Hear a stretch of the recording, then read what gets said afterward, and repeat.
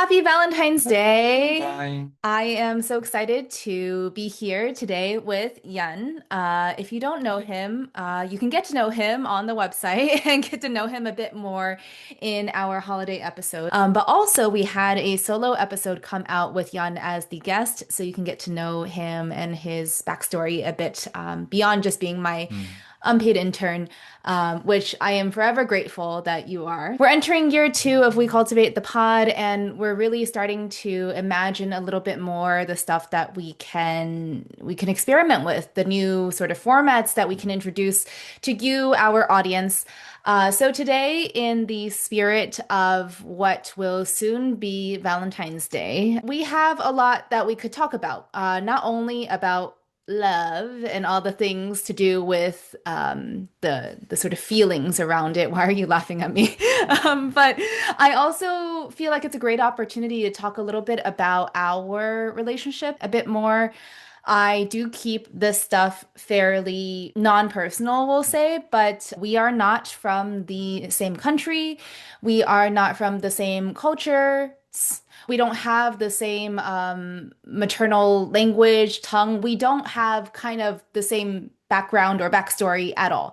Technically speaking, up until this point, Jan has never lived in my home country. He has not yet traveled to the continent or land of my family. Like there's a lot of stuff that I think that we could talk about many times when we look at media celebrating multiculturalism and sort of this idea of the beauty that comes in with diversity. It is incredibly beautiful, yes. It is also not always simple in the everyday sense. And so I thought today would be a great way, great opportunity for us to speak on our own experiences on this subject, how being in a relationship and now marriage with each other has caused us to re-examine what it is to be a speaker of a certain language, to communicate in certain ways, how we express, how we receive the other person's way of expression. And what we've decided to do in terms of format is break it up into a French section, which Yann will go through, and then an English section for me.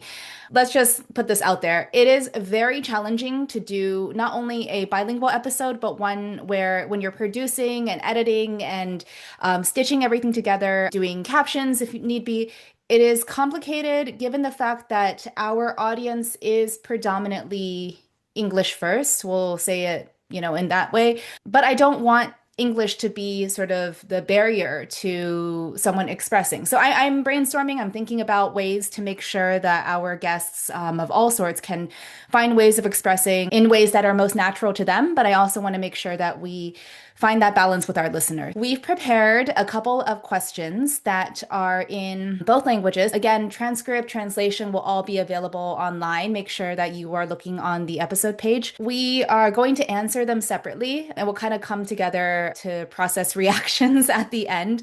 But for now, let's flip a coin and see who's going to go first. It's a coin I got at a rest stop in Maryland recently. So the Maryland crab is the head and the Washington Monument is the tail side. Do you want to flip it? Do you want to call what you want first? Tail. Tails? Okay. All right, you flip it. Yeah. Don't drop it. We did rehearse. Okay. Ah, Yeah. tails. No, so you start.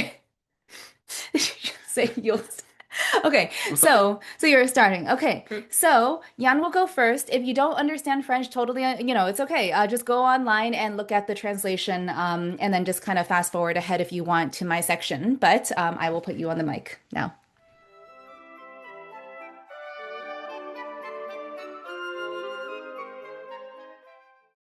Ok, donc c'est à moi de commencer. Donc on a préparé quelques questions. Je vais vous lire la question et puis ensuite je vais essayer d'y répondre. La première question, c'est comment le fait d'être dans une relation multilingue a-t-il changé ta manière d'écouter? Pas seulement les mots, mais l'intention. Euh, Comment répondre à ça? Je dirais que c'est surtout un rappel que le contexte est important. Ça m'a aussi appris à être patient, à écouter les gens jusqu'à la fin. Donc contextualiser, écouter les gens jusqu'à la fin et re-questionner derrière pour être sûr d'avoir bien compris. Parce que souvent, on associe un sens qui n'est pas forcément celui du locuteur. Et ça arrive dans les deux sens, on peut comprendre ou vouloir dire quelque chose qui n'est pas compris comme on voudrait.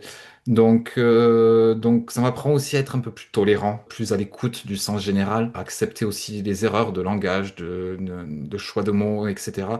Même si ça n'a jamais été vraiment mon problème principal. Donc voilà, je dirais ça. Contexte, plus d'écoute, re-questionner. Deuxième question. Y a-t-il des choses que tu considérais comme évidentes avant et que tu as découvert être culturelles? Alors même si bah, ça peut paraître évident une fois qu'on pose la question comme ça, est-ce que c'est évident qu'il y a des différences culturelles? Ça l'est pas forcément naturellement. Et il y a des choses qui sont tellement naturelles qu'on les voit même pas. Donc j'ai envie de répondre que toute conversation déjà initialement peut être propice à des malentendus culturels mais et qu'il faut y faire attention, et que ce qui paraît évident au départ peut avoir une toute autre signification, une toute autre résonance, un tout autre impact chez la personne à qui l'on parle. Et je dirais que c'est vraiment le danger des traductions mot à mot, par exemple d'expression. On pense que ça coule de source, que ça a du sens, alors que ça peut avoir un sens tout à fait opposé ou pas de sens du tout dans la langue et dans la culture de l'autre. Donc oui, il y a beaucoup de choses que je considérais évidentes et que je me suis aperçu que bah non, ça l'était pas. Autre question, est-ce que certaines émotions ou limites te semblent plus faciles à exprimer dans une langue que dans une autre? Alors carrément. Carrément, et je m'aperçois que il y a des émotions c'est même d'ailleurs amusant.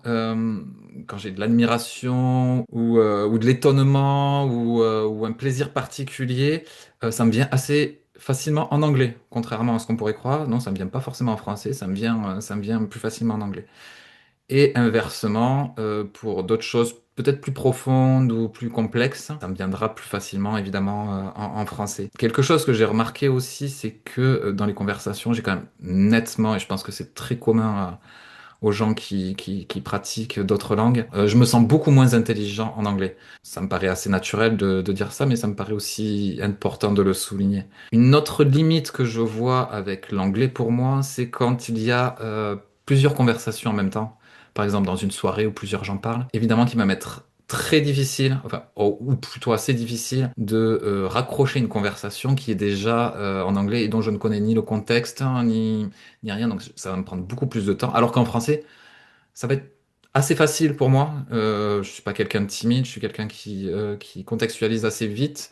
Et donc, forcément, là, je vais être un peu limité et un peu bloqué. On passe à la suivante. Quand un malentendu apparaît, comment fais-tu la différence entre un problème de langue et un problème d'interprétation? Je dirais que c'est une des choses qui est le plus compliqué pour moi. Parce que avoir du recul et l'état d'esprit nécessaire pour dissocier un problème de langue ou un problème d'interprétation, dans un contexte où souvent les émotions et la sensibilité peuvent être en jeu, c'est pour moi un vrai challenge. C'est vraiment une des choses les plus compliquées. J'imagine que ce que j'essaye de faire aujourd'hui, c'est de re-questionner mon interlocuteur, d'être sûr que j'ai bien compris ce qu'elle a voulu me dire, et d'être sûr que ce que j'ai voulu dire a été bien compris, surtout quand je vois une réaction un peu inattendue ou que j'ai une réponse qui est complètement en déconnexion avec mon propos. Mais ça reste la difficulté de savoir dans ce contexte-là quand est-ce que c'est un problème de langue ou un problème d'interprétation. J'ai pas trouvé d'autres alternatives que re-questionner aujourd'hui. C'est vraiment ma seule solution et c'est pas encore parfait. Autre question. Est-ce que cette relation t'a amené à te voir différemment comme locuteur, mais aussi comme personne? Évidemment que oui. Évidemment que oui, mais fondamentalement, intrinsèquement, non. Je suis toujours le même, mais je suis clairement beaucoup plus conscient des mots que j'utilise, de mes tournures de phrases et de ce que cela implique. Ça se décline sur deux plans, je dirais. Le premier, c'est le fait que ce que je peux considérer anodin, complètement transparent dans une phrase ou complètement clair, ne l'est pas forcément pour mon interlocuteur, et voire totalement diamétralement opposé, à avoir une réaction que je pouvais pas imaginer. Et sur l'autre plan, c'est que je suis beaucoup plus conscient que les mots qu'on en utilise, les tournures de phrases, la façon dont on pose des questions, la façon dont on tourne ces phrases, c'est très porteur de signification. Ça peut être très porteur d'histoire, de sens caché. Je pense que j'avais pas assez conscience jusqu'à présent, de tout ça. J'en avais un peu conscience. C'est pour ça que je dis que fondamentalement, ça m'a pas complètement changé. Mais quand même, je pense que je suis beaucoup plus attentif à ça, et dans ma façon de m'exprimer, mais aussi dans la façon dont j'interprète ce que les gens disent dans des conversations tout à fait anodines, même en français, où je vois que l'emploi de tel mot peut être porteur de telle signification, et aller beaucoup plus loin que juste une petite discussion sur la signification d'un mot précise, mais être porteur de tout, oui, toute une histoire, toute une signification dont la personne n'est même pas forcément consciente. Dernière question. Qu'est-ce que tu aimerais que les gens comprennent mieux sur la communication entre langue et culture? Je dirais que chacune ont un impact l'une sur l'autre, mais qu'aussi chacune ont un impact direct sur sa manière de communiquer. La culture va évidemment avoir un impact sur les choix des mots et leur signification. Par exemple, la langue, elle, va te limiter à un vocabulaire connu. Et les deux, ensemble, vont déterminer comment le locuteur va communiquer. Je ne sais pas si je suis très clair, mais de manière plus concrète, ça implique que non seulement le locuteur soit conscient de ce processus, mais celui qui l'écoute également. Et donc je dirais qu'il est fortement recommandé de ne pas trop supposer que l'on a compris quelqu'un sans avoir pris en compte tout ça. Tout ce jeu entre culture, langue, ce que cela implique, quel a été le choix. Comme je disais tout à l'heure, je parlais d'histoire, d'histoire des mots, d'histoire de la façon dont on communique. Et donc, faut vraiment en avoir une conscience, et essayer de lire entre les lignes. Alors, de pas surinterpréter non plus, mais d'essayer de lire aussi entre les lignes. Et toujours d'être en recul par rapport à ce qu'on reçoit, toujours d'être en recul par rapport à sa propre première interprétation ou émotion. Donc je dirais que le danger, c'est de coller sa propre culture sur les propos d'une autre personne, et de faire des raccourcis, en fait, de faire des raccourcis, des interprétations qui sont parfois très fausses. Comme je le disais précédemment, il faut faire attention, parce que quelque chose qui peut paraître complètement anodin peut ne absolument pas l'être pour l'autre, et inversement, quelque chose et ça arrive dans notre couple assez fréquemment, quelque chose qui résonne très fort en moi, une phrase, un mot qu'elle dit qui va résonner très fort en moi, en fait, pas du tout cette signification, et donc à prendre du recul, à prendre du recul sur ça. Voilà, j'espère que j'ai pu répondre un petit peu et que ça vous a évoqué des choses. Je suppose aussi que dans beaucoup de couples multiculturels, vous avez ce genre de questions et ce genre de réponses, je suppose parfois. C'est très compliqué, si je devais résumer, c'est beaucoup d'écoute, de patience. Apprendre à savoir dire stop de temps en temps, à savoir dire là, je suis pas en état mental de faire tous ces allers-retours entre langue, culture, interprétation. Mais c'est aussi drôle, comme je l'ai raconté dans un autre épisode, hein, de se retrouver dans des situations où ben, on comprend pas tellement ce qui se passe. Voilà pour mes réponses, en tout cas ce que je ressens, et ce que je pense de tout ça.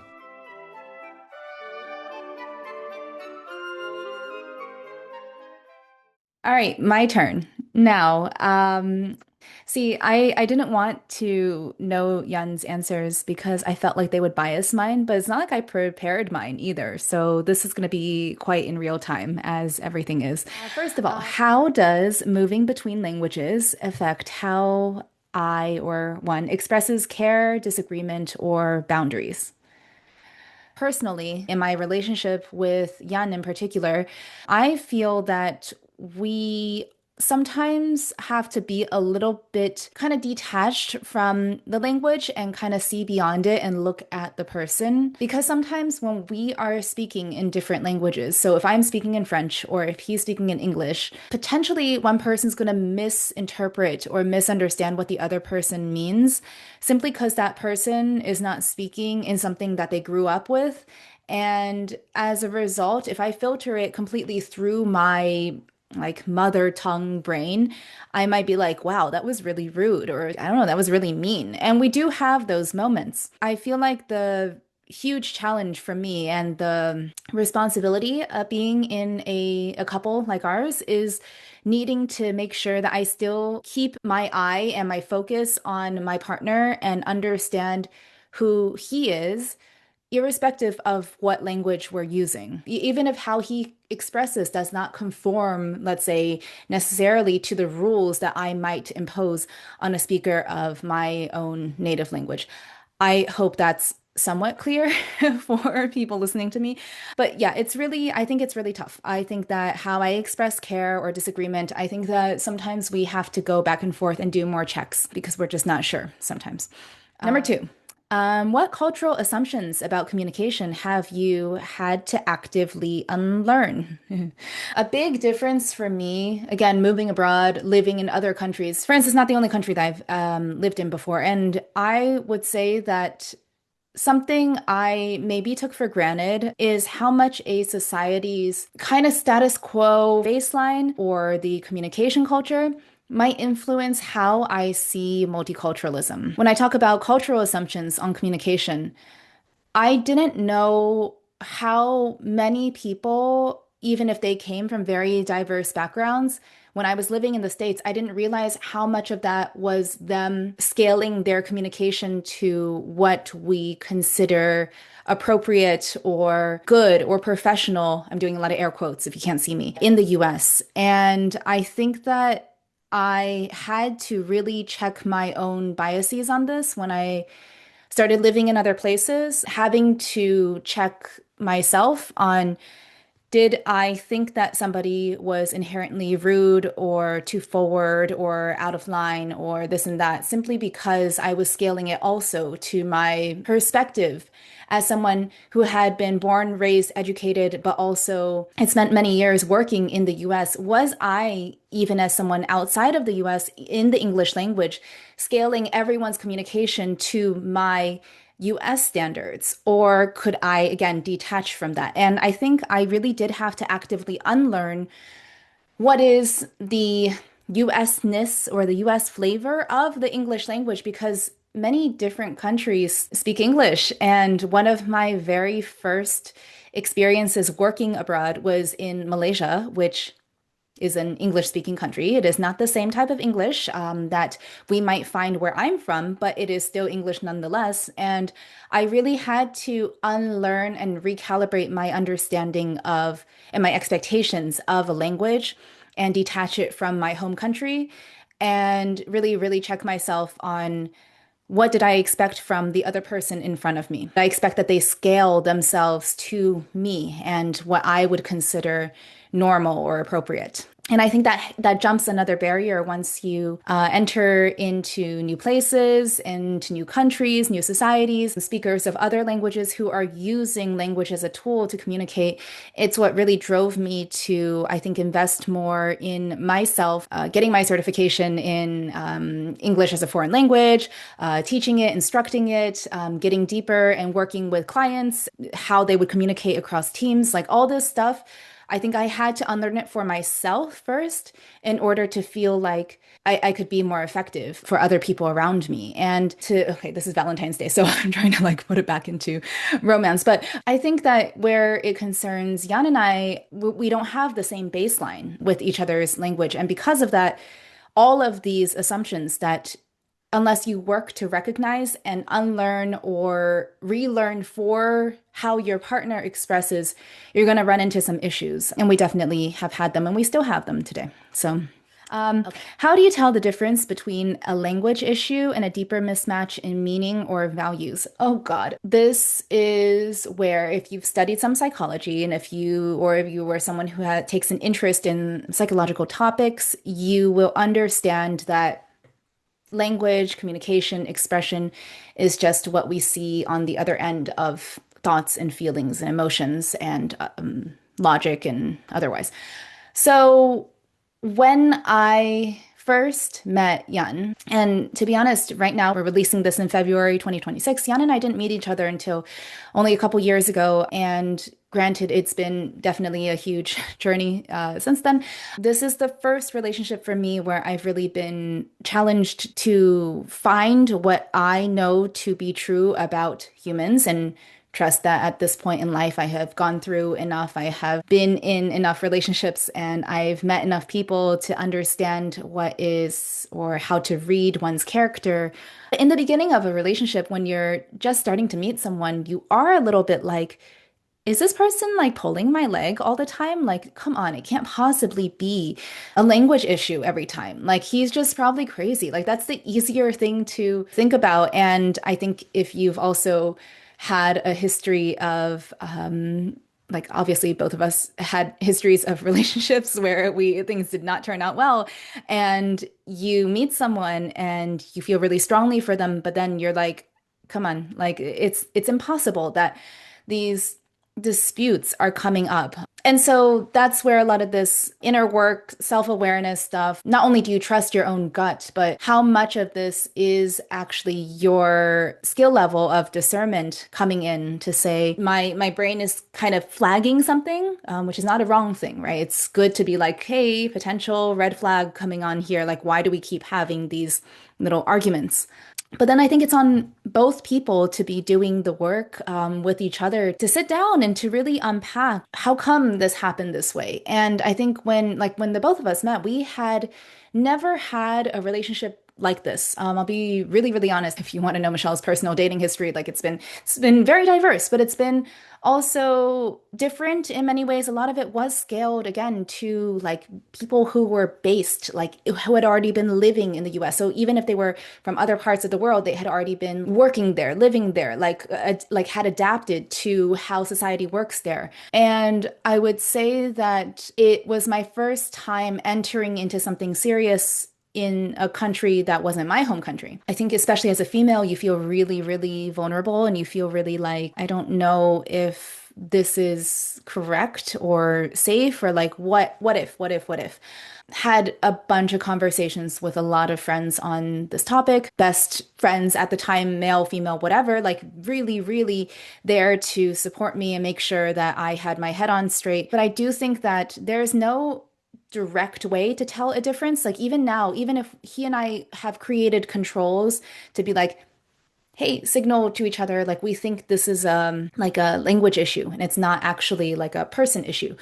I don't know that in the heat of like an argument or a moment, both people can always exercise not only the maturity, but the patience and willingness to be like, let's tone this down. Let's sit and discuss about it. Like realistically, you're gonna be like how many times does that need to happen? And I think that it behooves both people, both sides, to really, really work on seeing beyond the language. Again, just seeing into who this person is and making the best judgment for yourself. We will make mistakes. We will misread people.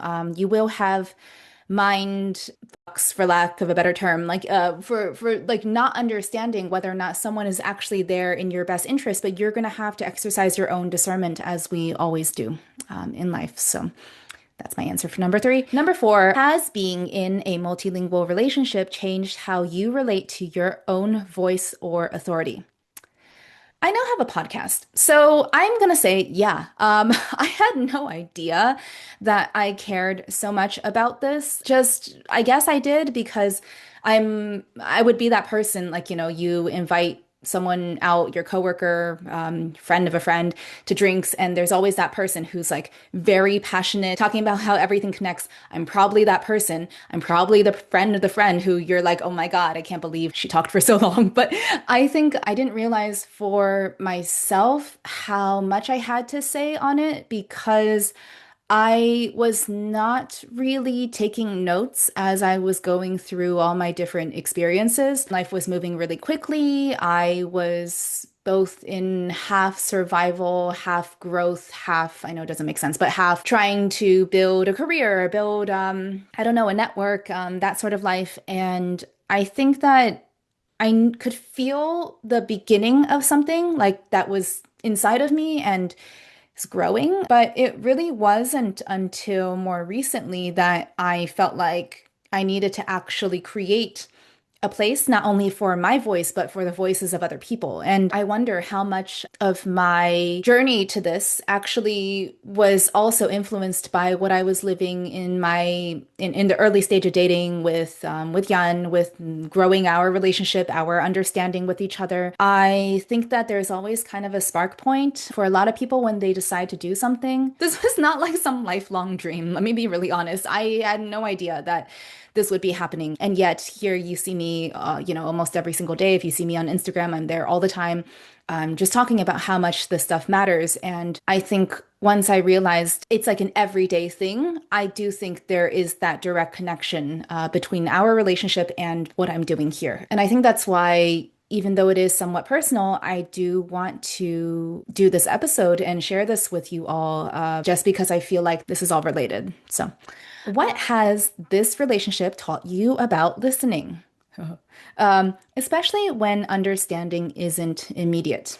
Okay. When we get into arguments or even like not only Yun, but I'll have family members who be like, "You're a communications trainer. You're supposed to know," like all this stuff. And it's so annoying because, yeah, sure, I train people. It doesn't mean I'm perfect. And it's like how there are therapists who are needing to navigate their own issues as well. Like you can be someone who helps someone navigate their problems and their different scenarios and experiences in life, but you don't have to necessarily be perfect or that like paragon of perfection in whatever field.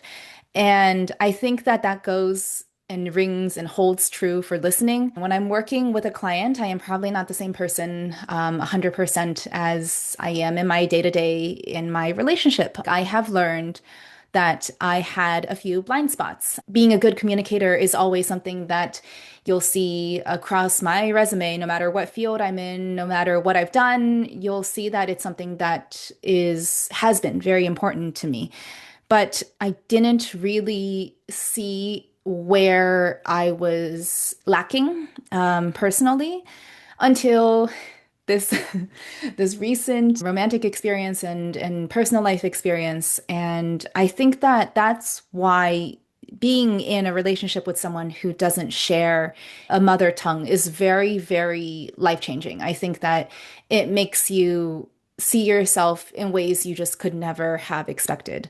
It's more than just love. It's more than just like we really want to make like this thing happen. It's taught me that even as someone who has done quite a lot in terms of my own education, experiences, training, like it's a lot of things I've done on the soft skills side, or like, best practices and whatnot. Also, just realizing there's work I need to do sometimes in areas that are not as obvious. And that's very much because I'm very human and I'm learning every day. Everyone, I hope, is learning every day in different ways. Last question. What do you wish people understood better about communicating across languages and cultures? You'll hear me say this again and again, and I know that I seem like a quote unquote Debbie Downer with this whole thing, but I wish people understood it's not rainbows and unicorns and walks in the park and yay celebration and yay diversity and yay multiculturalism. And I'm like flashbacking to an elementary school international day fair, or I don't know what it's called. I just remember there being this like, yeah, like international night has always kind of rubbed me the wrong way. I think as someone who was in an incredibly multicultural area, but also experienced all of the things that minorities experience, that people of color experience, and there's a structural hierarchy when you are in a marginalized group, when you are also fighting as a diaspora kid, this sense of understanding who you are in terms of your identity, culturally speaking as well. Yeah, I feel like I wish that more people understood that this journey is incredibly tough and I don't need a badge. I don't think most people want a badge. I wish that we would just be less binary with it. I don't think it's wrong to talk about the real life struggles, and I do not shy away from having these very hard and real conversations. Doesn't mean the good stuff is not there. It doesn't mean that we can't celebrate, but there's something wrong when we're only looking at the beauty of it because it is extremely untrue. It is extremely skewed in the opposite direction. It is incredibly hard, I think, to understand how to create your sense of self inside and between languages and cultures and countries and value systems and interpersonal relationships and career ambitions and more. And I feel that the more we avoid talking about what's real and the more that we kind of brush it off as like, oh, yay, everyone, like, so and so's family is from this country and let's celebrate that.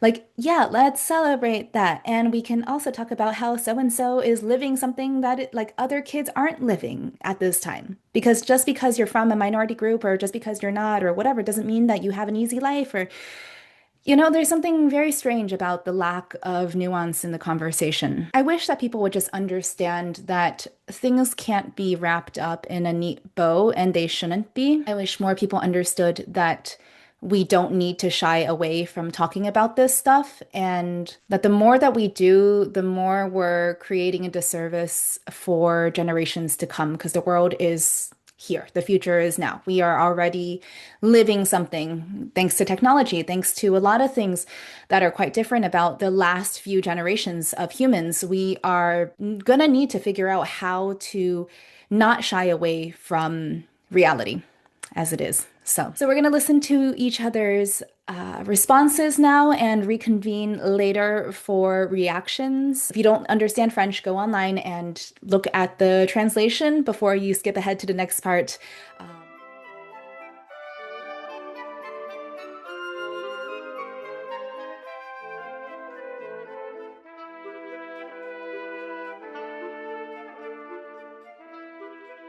Okay, so we are back. Back. Okay, so we listened each other answers Yeah. to the question.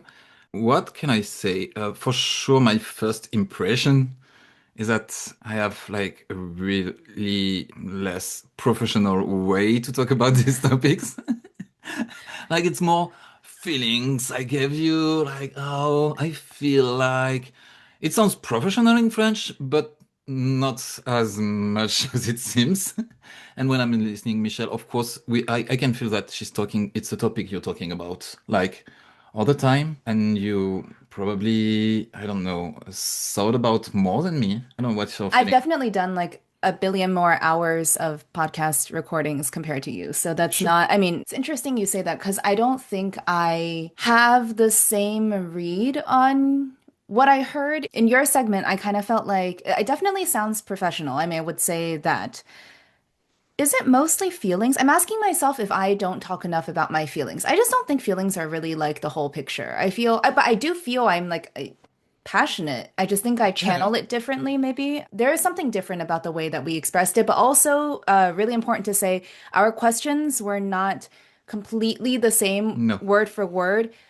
Kind of on purpose though, because what we wanted to know from the other person, given like the difference in our backgrounds, given yeah, obviously like this is what I'm doing like every day versus like you do this occasionally, right? But you live this every day. And so I think that it just is worth mentioning that that's also probably why we approached it differently. I do feel in the end. that we can find some similarities in some answers. Yeah. I think the one that is most difficult for both of us, the question about when do we know it's a language problem or a misunderstanding, or do you remember Yeah. that question? Yeah. And we both said in different ways, but that in this situation, if you had like emotions and sensitivity and everything, it's very hard in this moment to find the way to, even if you are like a professional. I don't know what you think about it. Um, yeah, I think that was probably one of the hardest questions to answer because I don't think there really is a great answer. What was my answer? Like self-awareness, right? But like a lot more than just that. It's probably one of the most important questions that I think every multicultural, multilingual couple has to ask themselves. Is it the language or is this person crazy? Is really a good question to be asking. Both things can be true as well. And so Yeah, you went yeah, quite far in I this, went very, in your ideas and in your the way you in your honesty finally to say this. Because I didn't say it like that, and I didn't express the same way because I said yes. The best way is to ask the other if you understand each other and blah blah blah blah. But can you really do that in the moment? You're like shouting and oh you said that and da, da, da, and you're not even listening the other one, but you're yeah, not even yourself yeah, anymore because you're in this bubble of anger yeah, or emotion or whatever it is or sadness or yeah, whatever it is, and it's only like sometimes hours, sometimes days, sometimes weeks after you can just process and say, oh, but you told me that. And now I realize that first, I didn't understand. And second, even if I understood, did I understand the right thing? hmm I understood your words, but does it mean what I think it means, think yeah. it means? And I think in bilingual relationship, it's very the most general problem. Yeah. And we're talking, I mean, of course, you can have couples that are multilingual who grew up in the same, like with the same languages and the same, like, it's not like a language thing.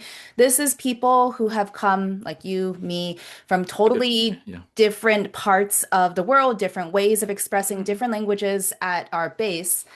And because of that, there's just this like intersection that I think every couple needs to find like how they go through. Like you don't even it's more than just learning the other person's language. And by the way, we're doing this segment in English so that it's less work on us to translate and all that because like we don't. I also feel like the reason why I want to emphasize that it's not just about language is because people could be like, well, you know, Yann, just get better at English. Michelle, just get better at French. Your problems Doesn't will be work like over. that. It doesn't work that way. It's already hard enough when you're in a relationship with anybody to understand communication in that I relationship. think Now it's, add on, yeah, yeah, I and that talked about it in my, add the cultural aspects, add the values that you have as a person, the beliefs that you hold, right? Add in personality personal differences. personality. Yeah, add in Yes. all these kind of competing sometimes agendas, let's say from family, from friends, from like if you have kids also, the way that you parent is going to be different also because you're different people. I don't know. The complexity is just so massive. And I hate when people just say it's like as if you don't speak the language well enough, Mm. that sort of issue. It's so misplaced. It's such a red herring. It's so not the thing that is actually the like yeah, it could seem like it's the issue. Mm. But what you need to be learning is your partner, not just or not solely the language. You need to learn the way your partner is using the language. Mm. And that's actually a bigger ask, I feel. Mm. But I feel like this is stuff we all need to be doing, even in relationships that don't have this type of complexity. How your partner communicates, that's the thing to be focusing on. This is now couples therapy. This is now, oh my God. So sorry. This is now my psychology degree talking. Let's move on. I noticed a difference in the way that you answered the question on languages differently, like language and expression differently than I did. Because I guess my question The was question? more Yeah, and in French. Was different. It was Yeah. Yeah, different. yeah. My profile is different than yours, right? And so I could talk about how I quote unquote would feel different in each language, which is I think the approach you took.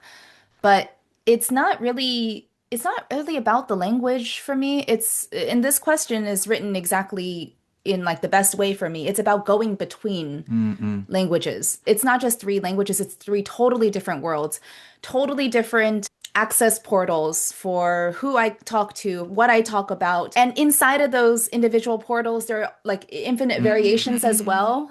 Apparently when I speak apparently when I speak Mandarin, guys, there's like all these different ways he hears me. So apparently there's a special way. She's gonna kill me. There's a special way that I use Mandarin, apparently for my mother, that he has never heard me use for anyone else. Apparently, he can tell when I'm on the phone Yep. with my mother, Yep. and not another family member. Just by And the just by the way that I use, how I modulate my voice, clearly. I don't know. I guess, is that true for you? Like, could I tell if it's Probably. about, yeah, Can you tell? I don't know, but probably I have different voices. yeah. Oh, for sure, you have different, we all have different voices. Everybody. It's not Like, you really guys think, like, welcome to We Cultivate the Pod. Do you think I talk like that with Yann? Absolutely not, right? Like, clearly not. it's just, What do you like? yeah, I know. You wish I, Sugar in a cup. Would be fun. yeah, Would like sometimes. I Just know. I was really interested by your answer on how you feel differently. Let's say in English, you mentioned that you feel less intelligent in English. Which a lot of people talk about this. yep, There's a yep. really funny clip from Sofia Vergara, who's the from Yeah, Modern yeah. Family. I probably sent it to a bunch of people. Yeah, basically how she's like, "Oh, do you know how smart I sound?" In Spanish, which is her mother tongue. Do you feel like sometimes that's what you're fighting when you talk to people, or do you feel like, Yeah. yeah, Yeah, clearly. For example, in conversation, if I want to be funny, I can't. I can sometimes, but so much less as in mm, French. I'm not saying I'm funny every time in French. She can, but I really can, and it's so much easier, of course, in my native language than in English. For sure, and I do think it's similar for a lot of people living in abroad with another language. I do think we all feel so slow, so yes, sorry, less, you don't live less. abroad currently. You're in your home country. Yeah, You but when live, you're talking another language, yeah. of course. I mean, I feel abroad when I'm with you. Just, He enters another world when he comes home. yeah. No, I mean, yeah, No, okay. I feel so less intelligent, really, and I can't explain, and I can't explain everything I want, Yeah. and especially in situation we were talking together previously about when there is emotion and everything. So I have to deal with my emotion, deal with the language, Mm, deal with the cultural difference sometimes because I know now it exists. In the beginning, I didn't know, so it mm. was like I couldn't imagine it was so huge. Oh, yeah. Yeah, yeah. We both answered We that. both, yeah, yeah. I guess, okay. So for me, do I feel, you didn't ask me, I'm just answering. Do I feel, I just ask myself, do I actually feel that I'm less intelligent? Yeah, because I have less to work with, but I don't actually believe I'm less intelligent. So I actually don't have an issue sounding it. Do you know what I mean? Hmm. I don't let that get to me. Of course, there are moments where I'm like, oh, I need more words to say what because I'm tired. But that can happen in English too, you know? Yeah, yeah, Sometimes, yeah. I understand this, yeah. but I feel like it has so much to do with how another person sees you. Like, Mhm. I feel like that is the biggest indicator. Like, that weighs so much more than how I would Mhm. see myself. Then I don't see, yeah, I don't know. This is like, Mhm. I see why you said my response was philosophical. I see. Mhm. So my laptop is dying, so we're gonna have to cut this like now. Well, we hope that you all enjoyed this. We brought Yan back for, like kind of a feature month of episodes. Did you enjoy this? I really enjoyed, and I really enjoyed the fact that you left me the possibility to speak in French. because globally, as I said, Yeah. it's easier. Yeah. And I like also when we speak in English, so I like this format. Yeah, I Yeah. really do. Okay. I really like. Oh, great. Yeah. I didn't pay him to say that. I don't pay him at all. All right. We wish you all a very happy Valentine's Day if you are celebrating. If not, eat some cake or I don't know. Like, just listen to this episode and Yeah, think about exactly. thoughts. Okay. Hey, This is that was a try. this was an attempt that kind of failed. Okay. Happy Valentine's, everyone, and we will be back with more later. Thank you. Bye.